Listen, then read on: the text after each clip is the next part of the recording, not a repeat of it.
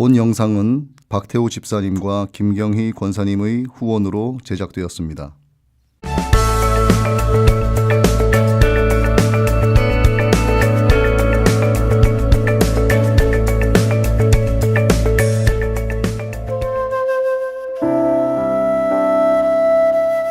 좋은 나무가 나쁜 열매를 맺을 수 없고 못된 나무가 아름다운 열매를 맺을 수 없느니라.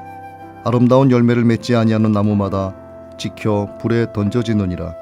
이러므로 그들의 열매로 그들을 알리라. 오늘은 마태복음 7장 18절로 20절의 말씀, 최고의 인성, 최고의 영성이라는 제목으로 말씀 전합니다. 농업, 수산업, 목축업, 임업 등 1차 산업에서도 인류 최초의 업종은 농업이었습니다. 에덴에서 추방당한 인류 최초 조상 아담에게 하나님은 종신토록 수고해야 땅의 소산을 먹게 된다고 하셨습니다. 농사 짓는 일은 그야말로 순수하고 단순합니다. 그러나 단순한 그 일이 결코 쉬운 일이 아닙니다. 심을 때가 있고 거둘 때가 정해져 있습니다. 지금은 영농술의 발달로 영하의 한겨울에도 여름 과일과 채소를 먹지만 자연 조건에서의 농사는 파종때를 잃어도 안 되고 수확기를 놓쳐도 안 됩니다. 뿐만 아니라 성경에도 있듯 심은 대로 거둡니다. 어김이 없습니다. 농사는 단순한 것 같지만 생각만큼 쉽지가 않습니다. 봄에서 가을에 이르도록 강렬한 자외선 속에서 땀 흘리는 작업입니다. 논밭을 갈고 씨를 뿌리고 풀을 제하고 농약을 주고 거름을 주면서 늘 어린 자식 키우듯 관심과 정성을 기울여 돌보지 않으면 안 됩니다. 부지런해야 되고 힘도 있어야 되고 책임감과 성실성도 요구됩니다. 나도 수년 전 1년간 밭농사를 지어보았습니다. 철에 따라 심는 것이 달랐고 때에 맞춰 거두어야 했습니다. 해 뜨기 전 밭에 나가 물을 주었고 해질녘 밭에 나가 한 바퀴 돌아보았습니다. 햇볕이 너무 강렬해도 비가 너무 많이 와도 바람이 너무 세차게 불어도 심어놓은 각종 채소들이 무사할까 염려가 되기도 했습니다. 농부는 농사 짓는 그 힘든 일을 취미로 하지 않습니다. 가꾸는 게 취미가 아니고 땀 흘리는 게 취미가 아닙니다.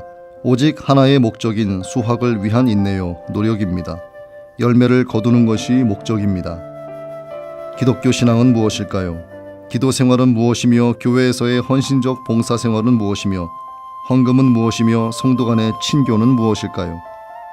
농사의 여러 단계에서 필요한 조치를 취하고 가꾸어가는 목적이 그 열매에 있듯 신앙생활의 예배며 기도며 봉사며 헌금도 그 개체적인 부분이 독립된 목적을 지니지 않는다는 것입니다.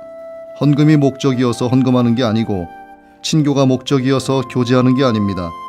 설교가 예배의 중심적 위치에 있으나 예배의 목적이 설교에 있는 것은 아닙니다. 교회의 여러 조직들, 여러 직분들, 다양한 행사 등이 그 하나하나의 독립된 목적을 위한 것이 아닙니다.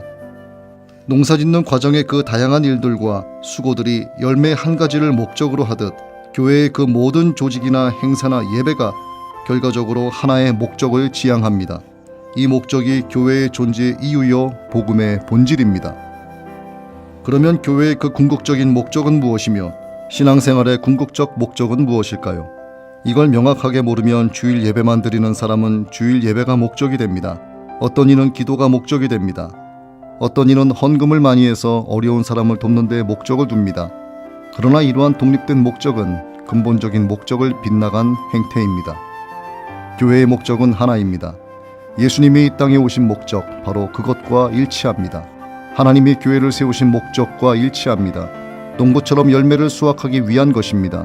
교회에서, 신앙생활에서, 봉사생활과 헌금생활과 기도생활 등에서 그 최종적 목적은 열매 맺는 데 있습니다. 바로 구원의 열매입니다. 영혼을 구원하는 그것입니다. 그 이상도 그 이하도 아닙니다. 그러므로 기도의 영성, 봉사의 영성, 말씀의 영성, 헌금의 영성이니 하는 것은 믿음 생활에서 요구되는 것들이긴 하지만 최고의 영성도 아니요 최종 목적도 아닙니다. 최고의 인성은 세상 사람을 사랑하는 것입니다. 최고의 영성은 그들의 영혼을 사랑하는 것입니다. 영혼을 사랑하면 천국 복음을 전하고 구원의 열매를 맺는 게 자연스러우며 지극히 당연한 일이 됩니다. 아름다운 열매를 맺지 아니하는 나무마다 찍혀 불에 던져지게 된다는 이 사실을 꼭 기억하시기 바랍니다.